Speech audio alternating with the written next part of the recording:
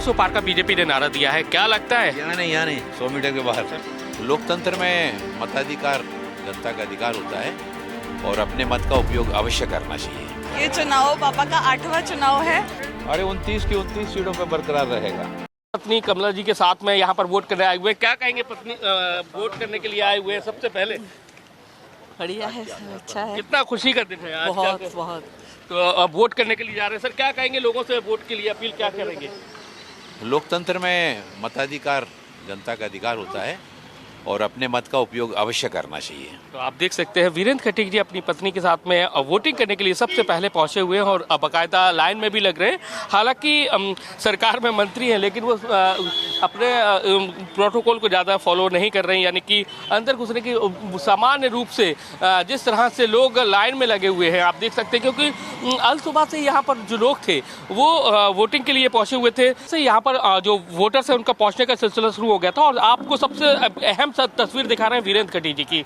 है सरकार में मंत्री लेकिन बीजेपी प्रत्याशी है, लेकिन बिल्कुल सरल अंदाज के लिए जाने जाते हैं और आप देखेंगे कि लाइन में लगे हुए हैं। सर क्या कहेंगे, पहले दौर के मतदान तो कम प्रतिशत रहा लेकिन इस बार कितना दोष देख रहे हैं मतदाताओं में?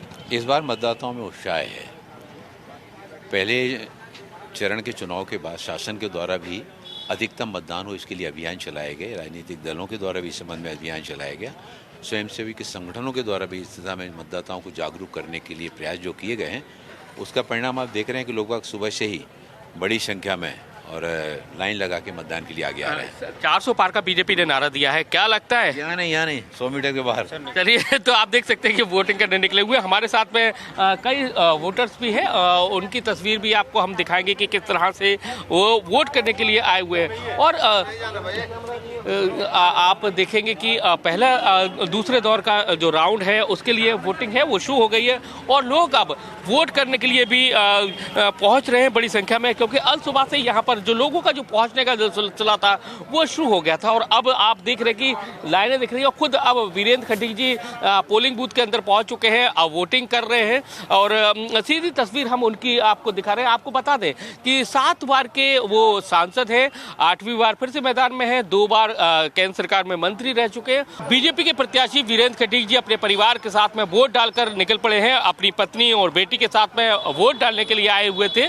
तो हम उनकी बेटी से ही बात कर लेते हैं। आज का कितना दिन ये खास है?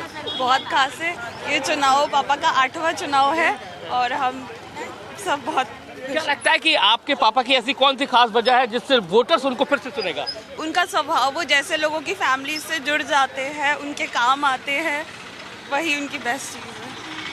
तो आप देखेंगे कि वीरेंद्र खटीक जी की बेटी थी, अब उनकी जो पत्नी है कमला वो भी वोट दो के निकल रही है, तो यानी कि परिवार के साथ में वो वोट डालने के लिए निकले हुए थे। क्या कहेंगे आज का दिन कितना खास है? बहुत खास दिन है आज के दिन।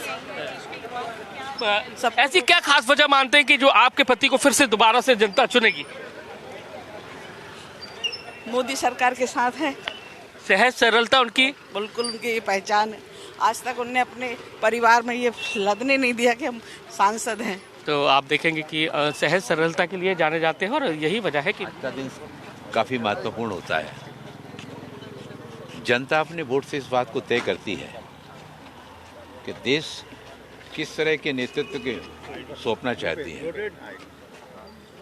और पहले चरण के मतदान के बाद जब प्रथम चरण के मतदान में फर्स्ट फेज में वोटिंग कम हुई तो वोटिंग परसेंटेज बढ़ाने को शासन के द्वारा भी विशेष रूप से अभियान चलाया गया, राजनीतिक दलों के द्वारा भी मतदाताओं को जागरूकता करने के लिए उनके द्वारा भी प्रयास किए गए, एनजीओ के द्वारा भी प्रयास किए गए और आप देख रहे हैं कि सुबह से ही लंबी लंबी कतारें मतदाता स्वयं प्रेरणा से आगे आ रहे हैं मतदान करने के लिए।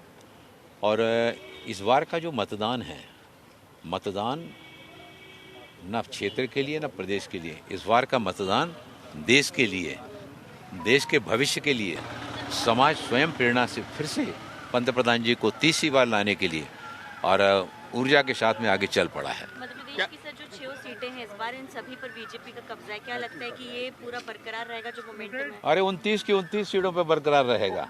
पहले चरण से ज्यादा मतदान होगा क्योंकि काफी चिंताएं बढ़ गई थी आप लोगों की। नहीं, पहले 10% तक पहले चरण से ज्यादा मतदान होगा और जितना ज्यादा मतदान होगा उतना ज्यादा एनडीए को फायदा होगा।